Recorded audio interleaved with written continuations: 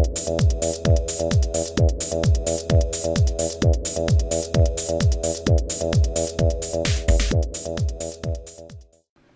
there folks, today I'd like to take a casual peek into the LEGO Hero Factory Core Hunter Constructible figure set. This set is numbered 6222 in the LEGO line and contains 51 pieces. This set was first available in the summer of 2012, and I'm not sure what series this Core Hunter is part of. It's either Series 5 or maybe Series 4.5, because this particular summer release of Hero Factory is actually a continuation of the previous series, the Breakout series. So I'm not sure if it's considered a new series or maybe just wave 2 of the previous series. And I purchased this set at a Toys R Us and paid $15 for this set. Taking a look at the packaging here, you can see that the foiled bag continues with the packaging from the previous release in the beginning of 2012, and you can see Core Hunter here on the bag, and it's actually quite neat. It's a pretty menacing looking figure, and very cool. And you can see the information here down on the side for the age range and the set number and piece count. And also here we have the 300 game points that are included with this Core Hunter set that's on the actual core. Now this particular figure does not actually use the core, but the code is on the back of the core. On the back of this packaging here we have another picture of Core Hunter there, and a picture profile view of his head and mask there. And also here shows you where the code is on the core to use those game points online. Pretty cool. Now we'll be right back and have the contents of Core Hunter here out of the package. Alright, we have the contents of the Core Hunter set out of the package, and we're going to go ahead and take a look at these items, starting off with the manual here, which is about 30 pages of assembly instructions there, and also includes a part list here, which is nice, and a description of the combined mode with bulk to create this interesting figure there. And then we have other figures that are part of this particular wave or series, and also an advertisement for the online portion of Hero Factory. And then you have advertisement for the other lines that use Hero Factory parts and unique parts, the Marvel Superheroes line here. And we also have a page here for the LEGO Club, and of course the standard survey information there. So that's kind of interesting. Next thing we'll take a look at are some of the pieces here, and we have here the basic skeletal frame, body frame, the torso, and it's the wider body frame with the ball joints here in addition to the shoulders there. Pretty interesting. We have this here, basically a ammunition belt that the Core Hunter uses when firing off his weapon, which is pretty cool. And we have a smaller bag here of parts, mainly red on there. It looks like accent parts, and also a hero core here that Core Hunter doesn't use, but is used for the online portion of LEGO Hero Factory. And we have here the bigger bag of parts, and we'll go ahead and open this one here.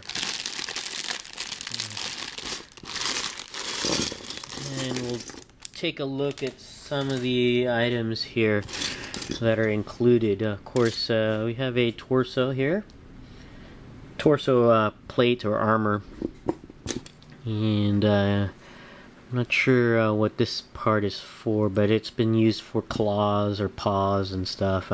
Probably an armor piece for the Core Hunter.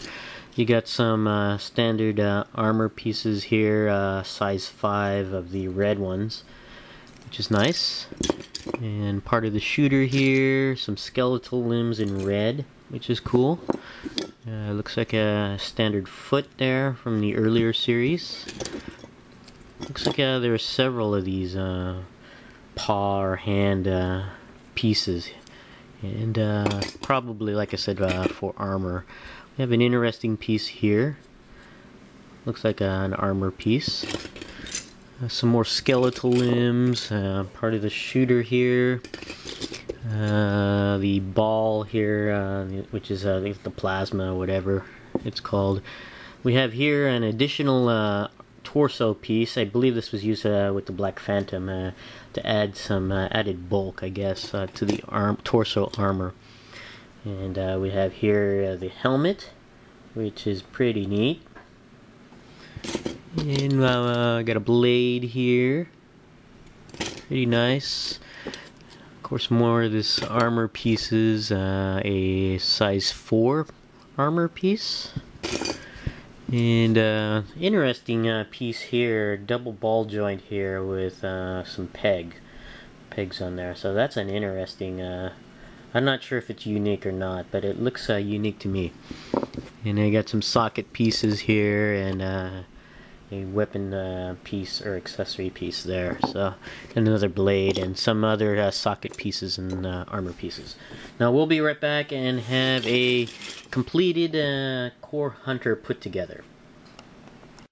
Alright, we have Core Hunter put together, and unlike the previous villains who were, I believe, a threat that the heroes just responded to, I think that Core Hunter here is probably one of the first villains in the line that the heroes should be wary of, because not only, as his name suggests, that he is a Core Hunter, I think this guy is one tough badass, and the heroes should take pause when confronting this guy.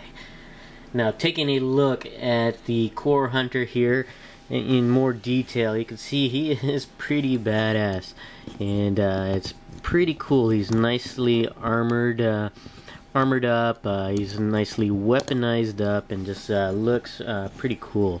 Now, he is taller than the base Hero Factory figure due to the longer legs here, and it's actually pretty interesting. Now, like his name suggests, he does hunt cores, and he, as you can see here, he has several cores throughout his body.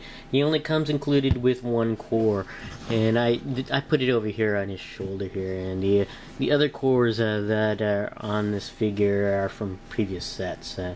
I thought, being a Core Hunter, he would like to collect the cores either as decoration, or maybe he uses them, I don't know.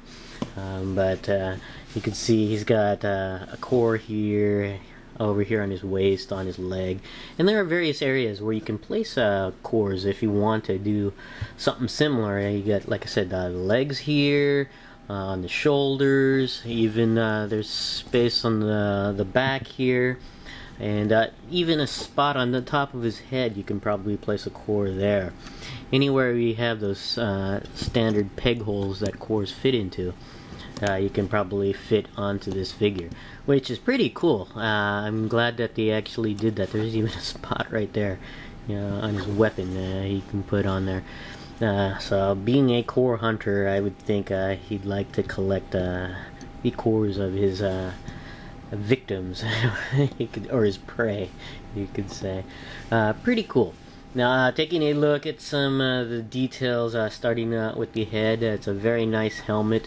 It has multiple, I don't know, lenses or eyes on there to view his enemy from different angles, different magnifications, I guess you could say, so all at the same time. So a nice, useful helmet for Core Hunter here. And as you can see, he's very armored up, but unfortunately just really on the top upper torso area. He does have armor down below for his legs, but like most base Hero Factory figures, he is a bit exposed, and turn him around, you can see he's very exposed from the waist down. Nothing to cover him up over here. So, and I think that's something that I think Lego should really look into, or either that, or they're leaving it up to the user community to armor him up with other pieces on here. So, but still, he's still got pretty well armored from the waist up. He's covered quite a bit on here, especially here on the torso. Let me get that into focus there. There we go. And you can see he has the added bulk on the chest area, and you can see also along the shoulders where the use of the paw or armored hand is used for a different effect here for armor on the shoulders. And he's got these nice bladed spiked areas to cover himself, in addition to being just to protect himself, but I guess act as a weapon as well when going up against some melee heroes. So that's pretty cool. And they do move, so that's kind of cool. So they do adjust to however you like. And they do go on the shoulders and on the back as well, so that's pretty neat. Now, as you can see, he does have two main weapons here. He has a weapon here, the blaster, with the little plasma-like ball there that can shoot. It's just basic, like most Hero Factory and previous Bionicle series shooters.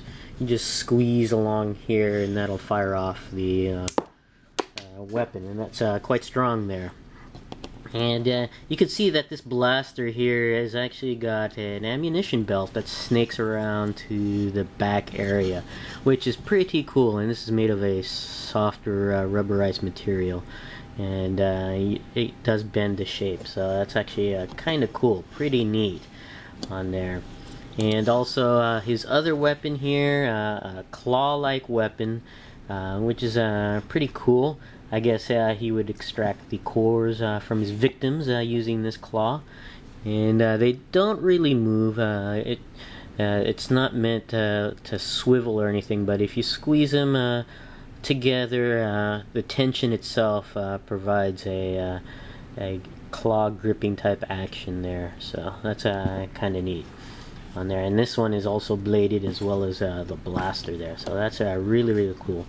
One thing to note on the exposed area here, there is an exposed ball joint here that looks very interesting, because I think Lego had intended to leave that open there, really for the user community to add on to there, to add extra equipment, extra armor there. So that's kind of interesting there. They left that exposed on there and unused on the standard build.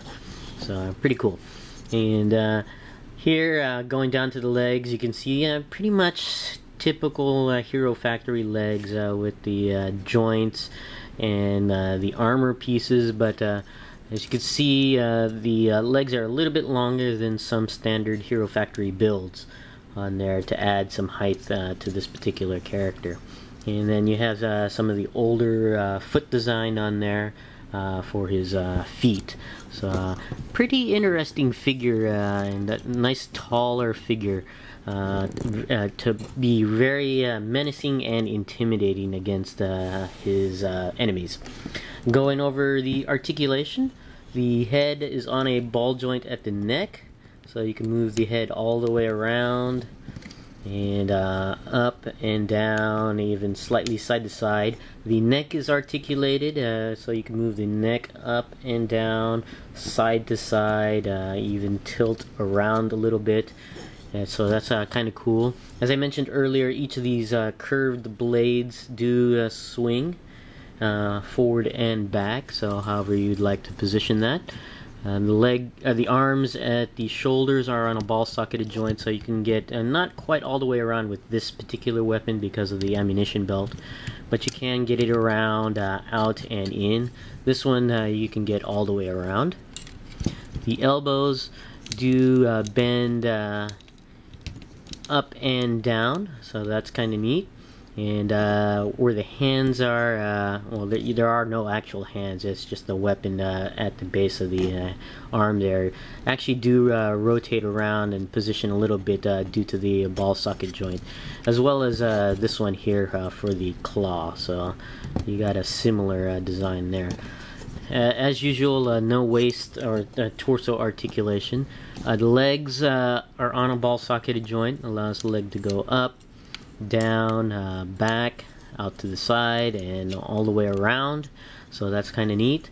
The knees do bend here quite a ways, so that's kind of cool. And they do a little bit, not too much, but go side to side. And the feet are on a ball socketed joint as well. Allows the leg to go up and down, all the way around, even ankle pivot. So nice range of motion for the feet. Overall, a great figure. One, I think, of the better figures in this particular series, whether it's a standalone series or a continuation of the Breakout series. I think it's one of the better ones from the summer 2012 releases. This is my casual peek into the LEGO Hero Factory Core Hunter constructible figure set. Thanks for watching, and I'll see you guys next time.